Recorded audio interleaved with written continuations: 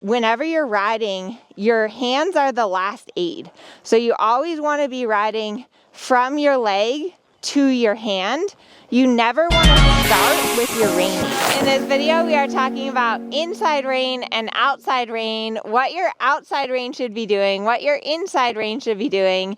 And I thought that it would be helpful to kind of go through it step by step and help you understand the function of each rein, because it can be a little bit confusing and a lot goes on. And it's important that you always have the right balance between your inside and your outside rein, that you're not overusing one rein or the other, and in general, that you're riding mostly from your leg, your seat, to your hand.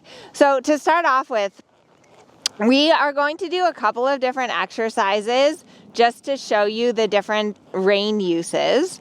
But we're going to start off with one of my favorite exercises, which is the snowman exercise. If you follow my channel for a while, you probably know the snowman. I will link to it if you don't know the snowman yet. But basically, we're starting off on a 20-meter circle. And so when you're on a circle line, the function of your outside aids, your outside rein, is that your outside rein is really responsible for turning your horse and keeping the outside shoulder on the line.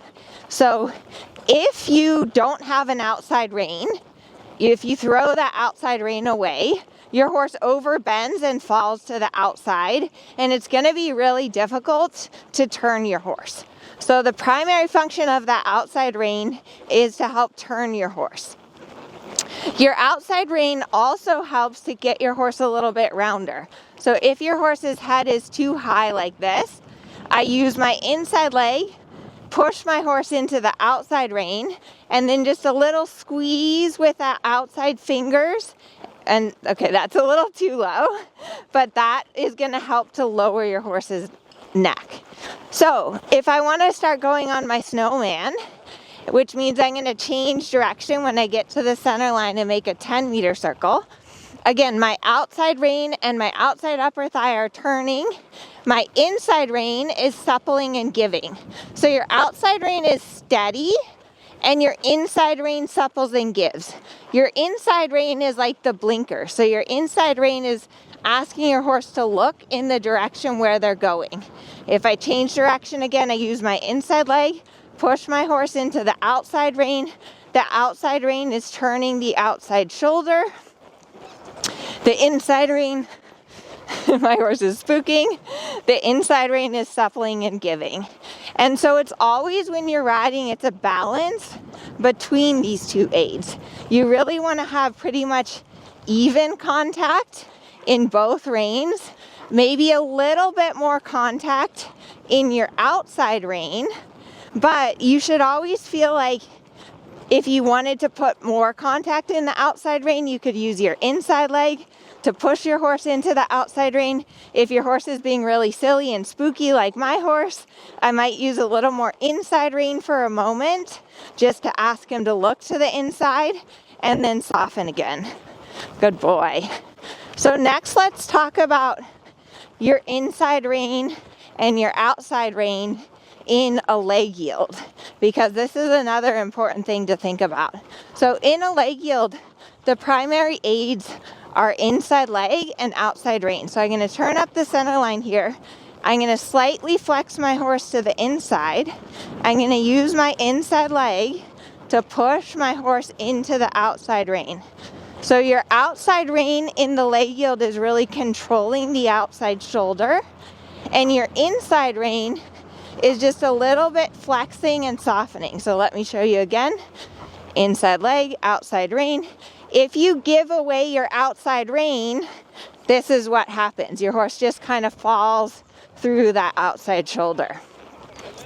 So just to simplify and make it really clear, your outside rein is always the primary rein aid. So your outside rein is what's responsible for turning your horse. Your outside rein is what prevents your horse from overbending in the neck or popping out their shoulder. And your outside rein is also what really helps to connect your horse and get your horse a little lower and rounder.